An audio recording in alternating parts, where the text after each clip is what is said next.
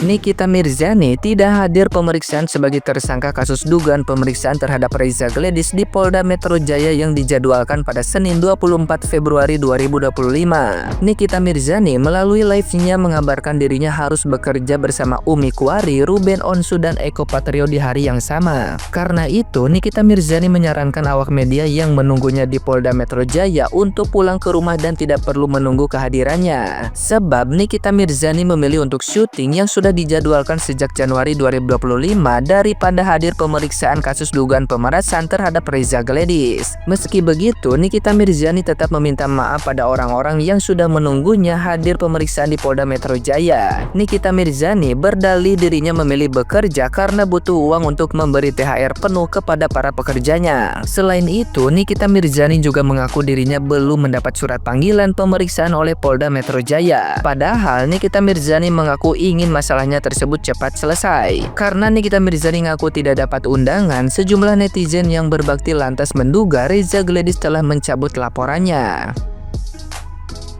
Nah, gimana nih menurut netizen yang terhormat? Silahkan berkomentar ya. Hari ini adalah hari Senin. Hari Senin ini adalah Nikita Mirzani akan dipanggil Polda Metro Jaya dengan status tersangkanya. Menurut kalian, dia akan pakai baju oranye apa enggak? Kalau saya bilang ya, ingetin ya, saya bilang dia pakai baju oranye. Kedua, ini peringatan buat teman-teman semuanya. Kalau ada seseorang ini lagi ada kasus, dan dia menawarkan uang kepada kalian, adapun kalian orang tenar, adapun orang itu kalian tuh orang luar biasa. Kalau orang menawarkan uang tidak ada kontraknya, kalian jangan terima. Kalian jangan terima. Harusnya sesuai dulu perjanjian hitam di atas putih. Menurut informasi ini, Nikita Mirzani ini tidak ada hitam di atas putih, dan itulah kesalahannya.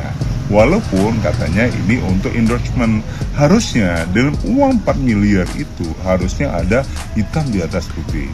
Buat teman-teman, ada orang menawarkan, kalian terima tapi sodorkan tuh MOU-nya. Untuk apa uang ini? Buat endorsement atau buat apa? Ternyata tidak ada MOU-nya. Nah, harusnya harus ada MOU-nya.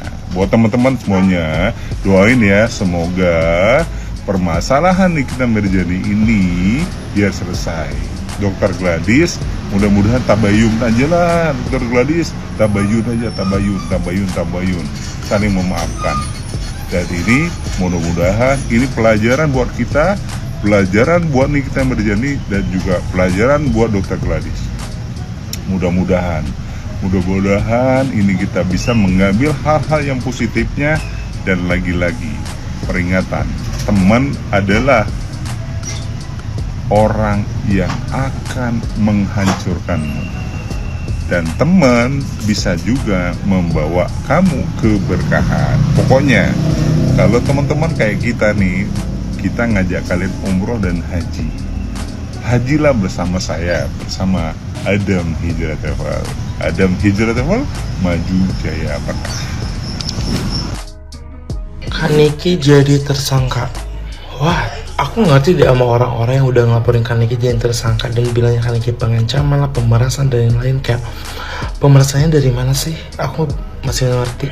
Harusnya nih ya, kalau kalian berpikir tanpa Kaniki speak up dulu soal skincare, kalian nggak akan tahu nih mana skincare yang overclaim, mana skincare yang merkuri, mana skincare yang tidak ada BPOM-nya. Bener gak? Padahal ya, Kaniki itu tujuannya bener loh, biar Kaniki itu membantu rakyat-rakyat yang pecinta skincare biar tidak dibodohin. Nah, kalau tidak ada Kaniki dan dokter speak up soal skincare, emang kalian mau beli skincare yang bodong, mau beli skincare yang berbahaya, bener gak? Dan aku juga gak ngerti makanya, jadi stop untuk pemikiran yang aneh-aneh. Dan aku juga heran sampai sekarang, kenapa Kaniki harus jadi tersangka? Kenapa? Aku masih gak ngerti. Untuk dokter RG, jujur ya guys ya, sebenarnya ini termasuk case yang begitu lucu buat saya. Lucunya kenapa? Karena begini, dimana seseorang yang bertindak sebagai pelaku tetapi mengklaim dirinya sebagai korban, sehingga dia melaporkan seseorang ke Polda Cyber atas kasus pemerasan. Kan lucu ya? Karena lucunya begini, yang punya inisiatif mau ketemu dengan Kak Nikita itu siapa? Yang memaksa Dr. Oki dan Mail untuk menjalin silaturahmi dengan Kak Niki itu siapa? Yang mengatakan sebutin aja budgetnya berapa?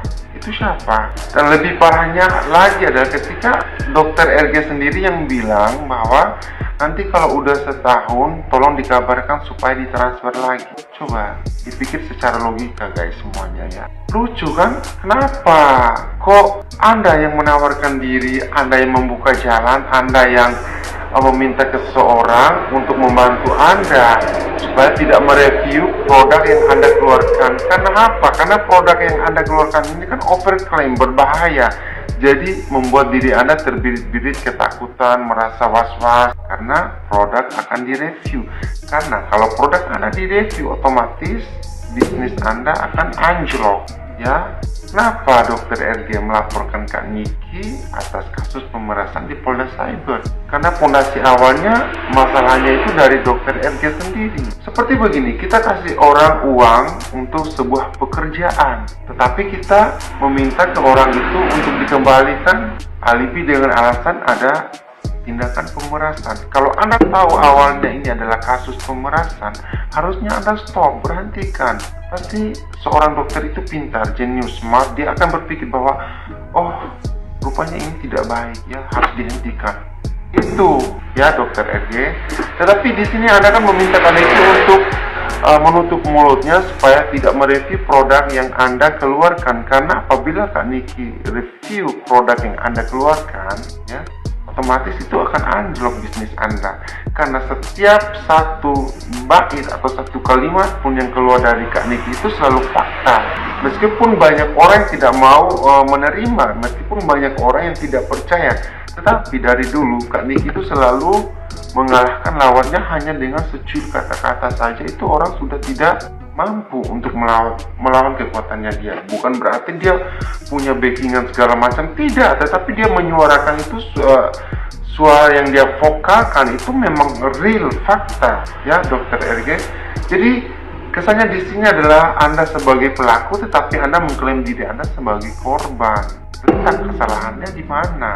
Dan anehnya lagi, ketika kalian melayangkan undangan untuk bisa bertemu dan berdiskusi membahas masalah skincare yang terjadi saat ini di Komisi 9 DPR RI, harusnya ya Anda meminta juga ke DPR supaya Anda dan tim dari Doktif atau siapapun yang bermasalah di dalam masalah skincare ini harus dilibatkan, harus didatangkan, harus ketemu semua, tidak boleh ketemu satu pihak saja, karena itu kesannya enak di kalian, tidak enak di yang lain. Jadi kalau kalian mau menyelesaikan masalah skincare ini, ketemu semua di DPR Komisi 9 itu selesaikan.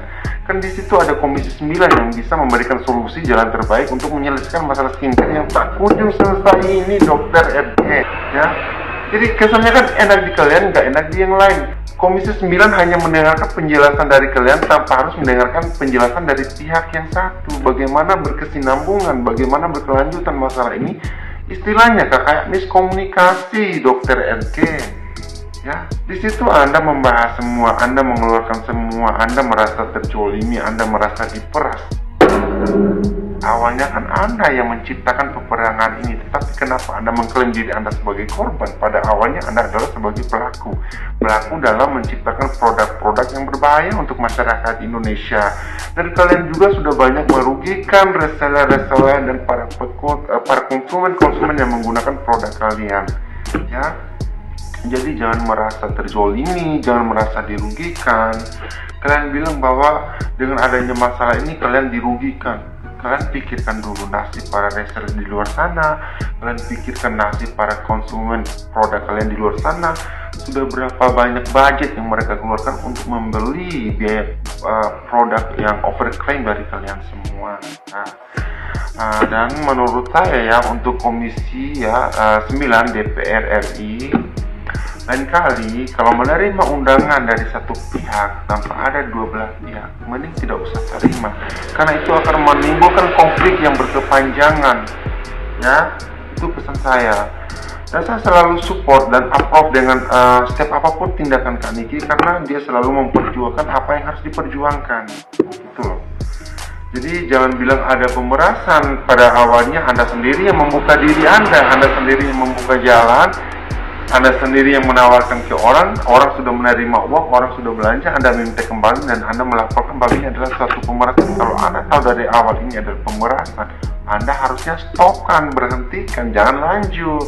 Nah, jadi kalau banyak orang yang mengatakan bahwa memang benar-benar Nick Mir ini yang melakukan pemerasan, jangan salahkan Kak Niki, salahkan dua-duanya.